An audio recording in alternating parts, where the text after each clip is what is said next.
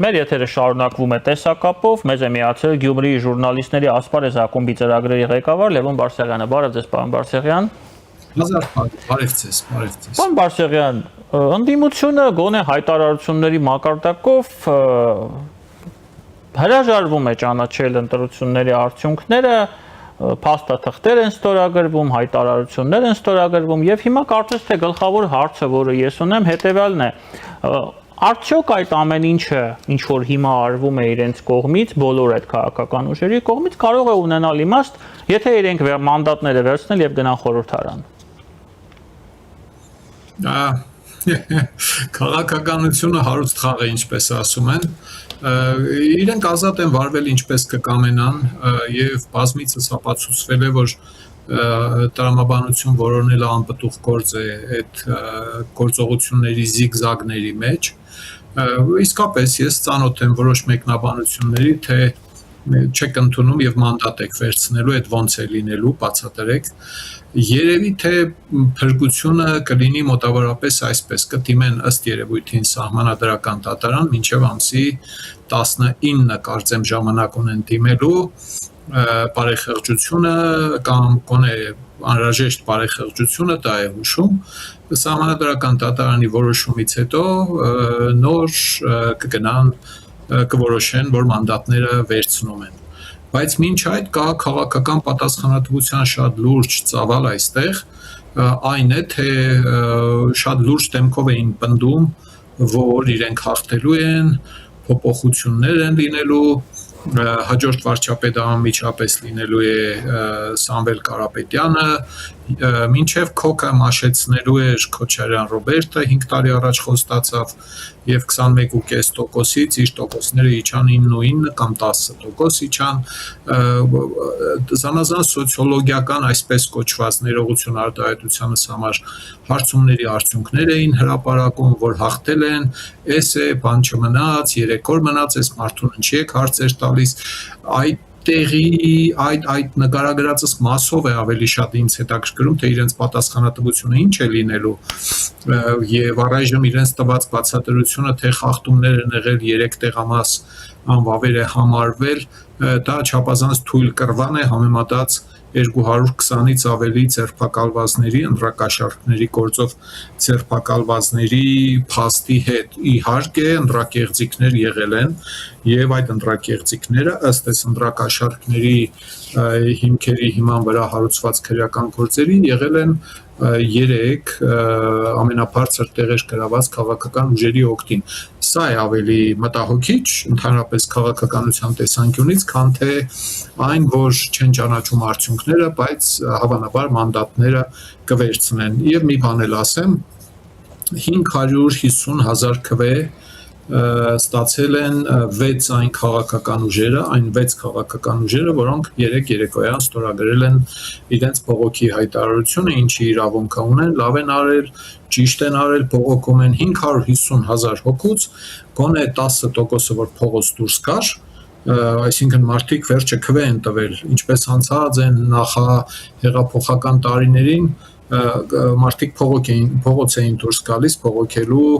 այն ժամանակվա խախտումների կեղծիքների դեմ, եթե իսկապես եղել են, ինչն է խանգարում այս 6 քաղաքական ուժերին իրենց ընտրողներին հրավիրել փողոց հրապարակային պայքարի, անհետեթություն է այն տիկնոջ հայտարարությունը, թե ուզում են մեզ քաշել փողոց, որպեսզի ողբերգություն լինի, սպանություններ լինեն, այս լինեն, այն լինի։ Այնպես որ սպասենք տեսնենք, թե իրենց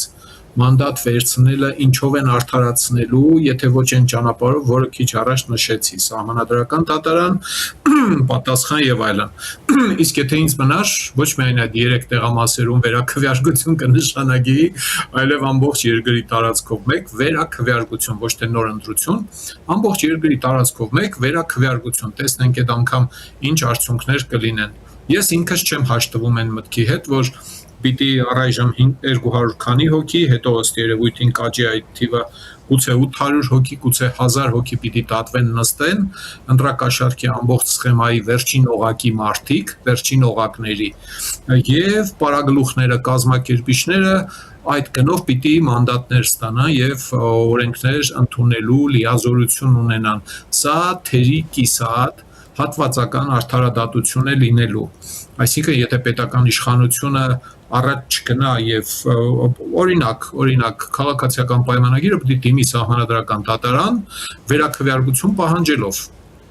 որպեսզի այդ կաշառքների քաշով մեկ մանդատ ստացողները զրկվեն մանդատներից, նոր քվեարկություն նշանակվի, տեսնենք ինչ է ստացվում, բայց ես գիտեմ, որ քչերն են պաշտպանում այս գաղափարը, նայենք ինչ կլինի։ Տեսեք, պարոն Բարսեղյան, ըստ ձեզ ԿՊ-ն ինչու չի անում, չի գնում այդ քայլի, որքանով ես հասկանում եմ, դուք ակնարկում եք, որ այդ դեպքում ուժեղ Հայաստանը եւ Հայաստան դաշինքը նույնիսկ այդ ձայները չեն ստանա, որոնք ստացել են, որովհետեւ Ռուսաստանից նորից մարդկանց բերեր չեն հասցնի, ընտրակաշառքներ բաժանել չեն հասցնի, դա ժամանակ է պահանջում, ռեսուրսներ է պահանջում։ Այդ դեպքում ԿՊ-ն ավելի շատ ձայներ կստանա, դա կարծում եմ ակնհայտ է։ ԿՊ-ն ինչու չի գնում այդ ճանապարհով ըստ ձեզ։ Եթե համամիտ եք իմ մոտեցումը։ Այո, ես ենթադրում եմ, որ իսկապես համամիտ եմ եւ ենթադրում եմ, որ թե մի բան է, երբ որ ընտրակաշառք բաժանողները ազատության մեջ էին եւ ընտրությունների քարոզ արշավեր տեղի ունենում եւ քվեարկություն, այլ բան է, երբ գոնե, ասենք 200 քանի մարդ բան է, մեղադրյալ է եւ այս ընթացքում նրանց թիվն ավելանում է, գումարած արտերկրից եկող քվեարկողները, չգիտենք ում օգտին են քվեարկել, բայց ես ենթադրում եմ, որ այս զորով շարով քվեարկությունները Ռուսաստանից եկածների այն մասին է խոսքը, ոչ բոլորի, ովքեր բացահայտ ասում էին, որ մեզ չի հետաքրքրում ստեղ ինչ է տեղի ունենալու, մենք եկել ենք մեր աղբորը քվեարկենք, գնանք, մեր աղբորն ընտրենք, գնանք, հա, նրանք բավականին շատ երկար ունեն մտածելու, եթե ասենք ենթադրենք 2 շաբաթ հետո նոր ընտրություն նոր քվեարկություն ներողություն նշանակվի, կասենք գիժենք, ինչ ենք ելնենք գնանք նորից, հա, այս խաղալիք են կամ են ընտրակաշառք վերցրածները արդյոք կհամարեն, որ եթե վերցրել են քվեարկել են, նորից պիտի գնան քվեարկեն նույն ուժի օգտին, ում օգտին քվեարկել են։ Համարում եմ, որ կարող են այս ընդդիմությունների քվեները տոկոսով կարող են իջնել եւ մյուսների ոչ միայն քաղաքացիական պայմանագրի եւ այն մյուս քաղաքական ուժերի քվեները կարող են աճել, երկրորդը քիչ հավանական է, բայց չբացառենք էլի դա հա, ինչու՞ չի անում քաղաքացիական պայմանագիրը։ Քաղաքացիական պայմանագիրը, եթե ուզենար խաղից հանել պրոկրեմլական, ապօրինի գույքի տեր, ապօրինի գույքի համար հետապնդվող, քրեական հետապնդումների մեղադրյալ հանդիսացող քաղաքական գործիչներին 5 տարվա ընթացքում, եթե չասեմ 8 տարվա ընթացքում, օրինական ճանապարհով նրանց քաղաքական դաշտից կհեռացներ օրինական ճանապարհով, իսպանական օրինակով, ֆրանսիական, գերմանական, մոլդովական, էլիկան օրինակներ։ Այնպես որ ԿՊ-ի մոտիվների մեջ դա չկա, ոչ թե պարզապես այս փուլում դա չի անում։ Իրենք գոհ են նրանից, որ իրենք ունեն մեծամասնություն, իրենք միշտ գոհ են եղել եւ իրենք մատների արանքով են նայել այն հանգամանքի, որ ընդդիմությունը մեղմ ասած, բան է, լեգիտիմ ընդդիմություն չէ։ Եթե մեկին ապօրինի գույքով հետապնդում ես, առավելևս ապացուցում ես, որ ապօրինի գույքի տեր է, այդ մարդը օրենքով, այդ մարդիկ պիտի զրկվեին տեխնացու լինելու իրավունքից, օրենքի մեջ պիտի գրվեր օրինակ այն ցենզը, որ կա, չէ, ովքեր կարող են լինել падգամավորի տեխնացու, վերջին 4 տարին միայն հայ քաղաքացի եւ այլն եւ այլն։ Դրա մեջ պիտի կետ լիներ շատ վաղուց, որ եթե հանկարծ այդ մարդու մասով ապացուցվել է, որ մի գրիչ այդ մարդը ապօրինի գույք է ունեցել, այդ մարդը պիտի զրկվի, տեխնացու չպիտի գրանցվի։ Տրամաբանված է, չէ՞ ասածս, ինչ մարդասիրություն, ինչ բան եւ այլն, դա շատ հիմնավոր է։ Այս իշխանությունը չի կամեցել դա անել, իրեն ըստ երևույթին ծերնդու է եղել մեծամասնություն ունենալ, այն մնացածը իրեն չի հետաքրքրում։ Սա շատ վատ, սխալ մոտեցում է, ինքը որոշակի հարմարավետության գոտում է գտնվում, այսպես ասած։ Ես բազմիցս վեճեր ունեցել եմ եւ падգամավորների ԿՊ-ի եւ իհարկե նախարարների հետ։ Վերջին վեճը փետրվարի վերջին տեղի է ունեցել Գյումրիում, հրապարակային խոսակցություն է եղել արդարադատության նախարարի հետ, Սրբուհի Գալյանի հետ, երբ ես ասել եմ այն, ինչ ասացի հենց հիմա, եւ տիկինը բացատրում էր, որ ժողովուրդը իմաստուն է, ժողովուրդը ճիշտ ընտրություն կկատարի, սխալ չի ընտրի եւ այլն եւ այլն։ Ասել եմ, ասում եմ ու ասելու եմ նույն բանը։ Ապօրինի գույքի մեջ աշխատող տասնյակ հազարավոր մարդիկ, ես իմ տարբեր հաշվումներով 80-ից 100 հազար մարդ, շատ լավ գիտեմ, որ այդ գույքը ապօրինի է, Բայց գնում են քվեարկում են այդ ապօրինի գույքի տիրոջ ըստ էության հանցագործ ճանապարհով Հայաստանի սեփականությունը լափած տեխնացուների օգտին, որովհետև իրենք 5, 10, 20, գուցե ավելի տարի ճակատագրով կապված են այդ աշխատատեղի եւ այդ գույքի եւ այդ սեփականատիրոջ հետ։ Երեխեքին մուրազին հասցնել կա, հիպոթեկ կա եւ այլն, եւ իրենք շատ լավ գիտեն ինչն ինչոց է, ես դեմ չեմ, բայց ովքեր են եղել այդ քվե տվողները, ներողություն։ Քոչարյան Ռոբերտի կես միլիոն, հա, ովքեր են էլի այդ Քոչա, դա մենակ ազգու բարեկամները չեն, չէ, ասենք Սամվել Կարապետյանի, լավ, Քոչարյան Ռոբերտի կեղծ տեղեկանքների մասին մարդ կա, որ չգիտե։ Բոլորը գիտեն, որ 98 եւ 2003 թվականներին Քոչարյան Ռոբերտը կեղծ տեղեկանք է բերել Ալվինա Գյուլումյանի տված ժեկի կեղծ թղթով տեխնազո է գրանցվել։ Այն մնացածը հələ թողնենք, էլի մարտի 1, հոկտեմբերի 27, կեղծված ընտրություններ, գույք պարտքի դիմաց, Պողոսը թողնենք դրանք սաղ։ Ախպեր, հարգելի ԿՊ, դուք որ կեղծ տեղեկանքով առաջադրված մարդու փաստը գիտեք, ինչի օրենքով չեք բանանում, սահմանում, որ այդպիսի մարդիկ չեն կարող տեխնացու լինել։ Ասում եք ժողովուրդը իմաստուն է, ժողովուրդը գիտե ինչպես ընտրել։ Ժողովուրդը գնացել 144,983 քվե է տվել այդ մարդուն, որի մասին բոլորը գիտեն, որ կեղծ տեղեկանքով է առաջադրվել։ Հիմա ԿՊ-ն թող բացատրի, թե այս մարդիկ ինչ գործ ունեն պարլամենտում գնան նստեն, ռոջիկ ստանան։ Հասկանում եք, իրենց հարմար է, ուրիշ բացատրություն չունեմ ես։ Ոչ մի բան չի խանգարում, այսքան մեղադրյալի հետ մեկտեղ ասել այ մարդ Եթե ապացուցվում է կապը, ներողություն, այդ մի հատվածը չասացի, եթե այս կաշառքի գործով ձերբակալվածները իրենց ցուցմունքներում զանազան հավաքված ապացույցներով, որոնց մասին մենք չգիտենք, մենք ընդհանրապես գաղտնալսումները եւ թվաբանությունը գիտենք։ Եթե ապացուցվում է, որ սրանք գնում կապվում են այդ կուսակցությունների հետ, այսինքն այդ կուսակցությունները եկուտ չեն ելնի ասեն, ախպեր մենք կապ չունենք։ Այդ մարդիկ իրանց տան փողերը հանել են, մեր օգտին կաշառք են բաժանել, մենք բացարձակ կապ չունենք։ Եթե կապակցությունը ապացուցվում է, իշխանությունը, տոլա իշխանությունն էլ չէ, դատախազությունը, որպես պետական շահերի պաշտպան, մանավանդ երբ պնդում են, որ եղել է պետության զավթման փորձ, այդ զավթարարներին, զավթելու փորձ անողները պետք է գնան քրեական պատասխանատվության տակ, բնական չէ ասածս։ Թունյանը, ելի մի քանի պատգամավոր 3 չառաջ օրերը հայտարարել են, որ պետության զավթման փորձ է եղել։ Ես համաձայն եմ այդ մտքի հետ, եթե կաշառք բաժանողների եւ այդ կուսակցությունների միջև կապը ապացուցված է։ Ես կարծում եմ, որ դա ապացուցելի է։ Այո, այդ 800 հոգին գնալու են նստեն, իսկ 30 քանի հոգին գնալու են падգամավորի տեղերը զբաղեցնեն այդ քնով։ Սա դրամաբանություն է։ Սա արդար է, այդ մանդատները լեգիտիմ են, օրինավոր են, իհարկե։ Հիմա այդ մարդկանց Այժմ 5 տարի հաշվետալու իրենց դիրքի վրա մարդա ամսական 1.5 միլիոն հաշվեք, падգամավորների հետ է 1.5 միլիոն անգամ 60 ամիս, բազմապատկած 30 քանի հոգի, կներեք ԿՊ-ի ռահվիրաներ, հերոսներ, քաջեր, ժողովրդավարության առաջամարտիկներ, կբացատրեք հասկանանք, այդ ոնց կարող է 800 մարդ, 200 մարդ գնա նստի ընտրակաշառքի համար, բայց այդ ընտրակաշառքով падգամավոր դարձածները մնան падգամավոր։ Այս հարցի պատասխանը դի ԿՊ-ից ստանալ։ Հա, լսում եմ։ Եվս մեկ հարց կա այդտեղ, ոչ միայն ընտրակաշառք բաժանածների մասին ենք խոսում, այդ 221, ոնց որ դուք ասում եք, եւ մի քանի տասնյակ հա հայտնվելու են խորհրդարանում, այլ նաեւ ամենաբարձր մակարդակը Ռոբերտ Քոչարյան, Գագիկ Ծառուկյան, Նարեկ Կարապետյան, առնվազն այդ 3-ը ցանկացել են լքել Հայաստանի Հանրապետությունը եւ իրենց դա արգելվել է։ Ըստ ձեզ Նիկոլ Փաշինյանը իր նախընտրական խոստումները, որոնք նա այդպես աչուձախ շարայլում էր, ի կատար կանի եւ այդ մարդիկ կհայտնվեն այնտեղ, որտեղ պետք է հայտնվեն այս բոլոր հանցագործությունների մասին, որոնց մասին այդ թվում դուք այս պահին հերթական անգամ մեզ բոլորիս հիշեցրեցիք։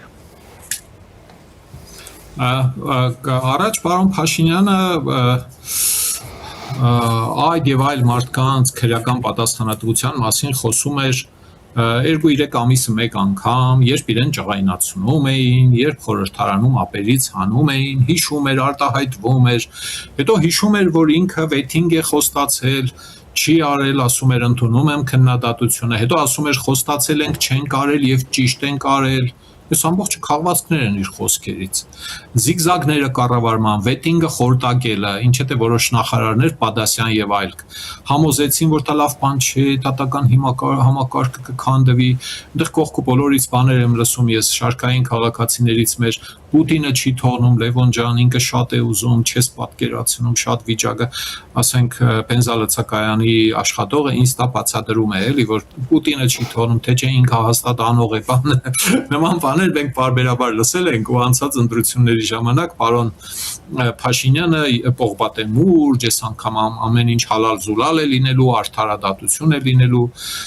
Ես ճիշտն ասած ուզում եմ մի քիչ ժամանակային գործոնը վրեկիցս հանել, որտեղ բոլորս տակ ենք դեռ այդ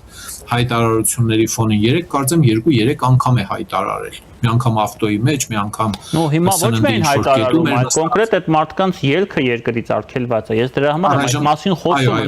եմ Առայժմ ելքն է արգելվում, էլի։ Ասածս ինչ է, տպավորություն կարող է լինել, որ այս անգամ որոշել է շատ վճռական լինել, բայց արդարադատության մեխանիզմը ինքը նկարագրեց Քարոզ Արշավի վերջին օրը հանրայինի հարցազրույցում, ասելով, որ մեխանիզմը հետևյալն է, որ դատավորները փոխվեն, իսկ դրա մեխանիզմը սահմանադրություն փոխել, եթե ուզում եք որ նստեն այդ մարդիկ, պետք է համաձայն լինեք, որ սահմանադրություն փոխվի, ինչին ես այնքան համաձայն չեմ, իհարկե, բայց դա թողնենք հլը։ Սահմանադրություն փոխենք, դատավորներին սահմանենք, որ պաշտոնակատար են կամ պարտականություն կատարող են, ինչը հնարավորություն կտա նրանց անցկացնել քննություններով, վեթինգի մասին է խոսում, բայց հունիսի 5-ին վեթինգ բառը չօգտագործեց, էլի, ուզեց հանգարց չհիշենք, էլի, որ ինքը մի անգամ էլ է վեթինգ խոստացել, ով մնաց դատավոր մնաց, ով գնաց նրանց փոխարինելու են նորերը, այս անգամ լինելու է, հաստատ լինելու է, գիտեք, գուշակություններ չանեն, բայց իր քաղաքական ուժի վարած զիգզագները ինձ հուշում են, որ այս անգամ էլ մենք արդարադատություն չենք տեսնելու, այո, Հայաստանից դուրս չթողնելը տեսանք առայժմ էլի, հա, անցած անգամ էլ են այդպիսի բաներ եղել, այս անգամ ոնց որ թե ընտրություններից անմիջապես հետո արդեն 3 հոգի փորձեցին հեռանալ Հայաստանից, տարբեր պատճառաբանություններով, չեմ կարող ասել լուրջ չէր, բայց անմիջապես փորձեցին հեռանալ եւ արգելափակվեց նրանց ելքը Հայաստանից, ինչը հարուցեց ընտրողների մի զգալի մասի գոհունակությունը, որ ահա վերջապես արդարադատության մեխանիզմը ոնց որ թե սկսում է աշխատել, բայց էլի քննիչների, դատախազների այն մասը, որոնք բարեխեղճորեն կատարելու են իրենց գործը եւ կատարում են ըստ երևույթին, նրանց աշխատանքը կարող է գալ բախվել դատական համակարգին, դատարաններին։ Մենք երբեք չենք իմանա, որ դատավորի հորեղբոր թոռը կղզի նվեր ստացավ, հասկանում եք, պալատ նվեր ստացավ, չենք իմանա մենք դա։ Դատավորը խելոք մի օր թոշակի կգնա, կասի ախպեր ես աշխատեցի, գնացի թող կամ գլուխ ցավում էլ չեմ ուզում դատավոր աշխատել, զահլես գնաց, էլի։ Հա, այսինքն բանը առանց դատական համակարգի մակրազտման եւ այն մնացած համակարգերի ոստիկանություն, քննչական եւ դատախազություն մենք չենք ունենա երկրում արդարադատություն սա ինձ համար աներկբա է եղել շատ վաղուց հեղափոխությունից առաջ եւ այլն լյուստրացիայի մասին էլ չխոսեմ փորձել հավատալ որ Մացոն գերագույն եւ շնորհալի Մացո դատավորը մեր խորհրդանիշն է դարձել դատական համակարգի եկուց արդարադատություն է իրականացնելու շատ միամիտ բան է ես չեմ հավատում հարգելի բարեկամներ ինչ ասեմ գուցե լինի եղավ կասեմ ահա տեսեք 9-րդ 10-րդ տարում արդեն 10-րդ տարում պարոն Փաշինյանը իր 18 թվականի խոստումները սկսում է կատարել էլի ջղայնացած է մարդը հա ըստ երևույթին կանցնի էլի ջղայնությունը ինչ ասեմ եւ վերջապես այդ մարդկանց մի մեծ խումբ այդ մարդիկ չպետք է լինեին խորհրդարանում սև փողերով սնուցված ուրեմն քաղաքական ուժերը զբաղեցրեցին մաքուր ընդդիմության տեղերը վերջացավ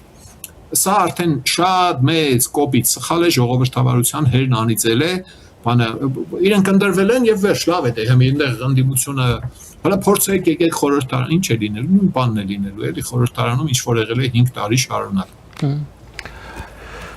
Այնքան էլ հուսադրելի չէր մեր զրույցի ավարտը, պարոն Բարսեղյան, բայց այնուամենայնիվ կարծում եմ դուք շատ արդար ֆիքսեցիք այն իրողությունները, որոնք մեզ սպասում են մոտակա 5 տարվա ընթացքում, ինչի համար ձեզ շատ շնորհակալ եմ։ Կարող եմ սաղմոսներ կարտալ, հուսադրող ասենք, նոր կտակարանից, 5 կտակարանից, այնքան էլ հուսադրող չէ։ Շնորհակալություն։ Լավ եք, ստեսություն։ Ըստ ձեզ, իմ հյուրն էր, որը միացել էր մեզ տեսակապով, Գյումրիի ժուրնալիստների ասպարեզ ակումբի ծրագրի ղեկավար Լևոն Բարսեղյանը, ձեզ հետ էր Դավիթ Ստեփանյանը, ձեզ հետ իմ մանրամասները, կհանդիպենք։